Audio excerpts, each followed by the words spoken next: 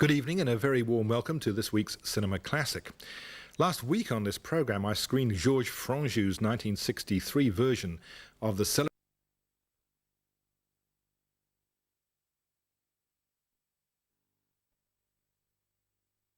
speed, but you can't hide.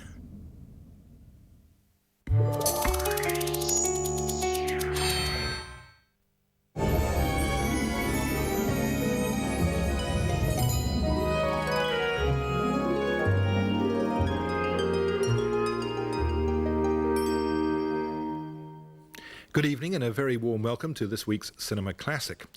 Last week on this programme I screened Georges Franju's 1963 version of the celebrated Louis Fouillard's silent serial Judex.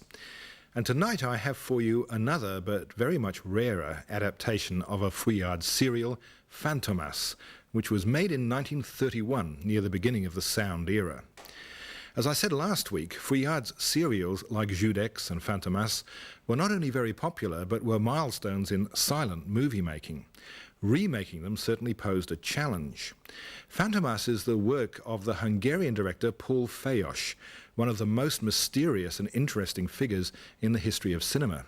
Born Fejes Pál in Budapest in 1897, Fejes was a medical orderly in the First World War and then worked in opera and silent cinema in his native city.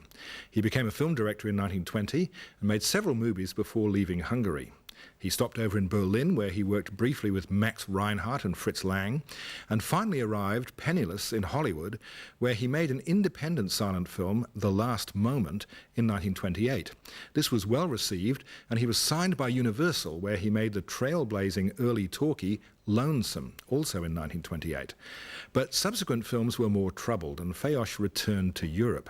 His European comeback, which he made in France, was Fantômas. And later, back in Hungary, he made the important Marie, which I've screened on this programme. Later he retired from feature filmmaking and worked on anthropological documentaries, and he died in 1963.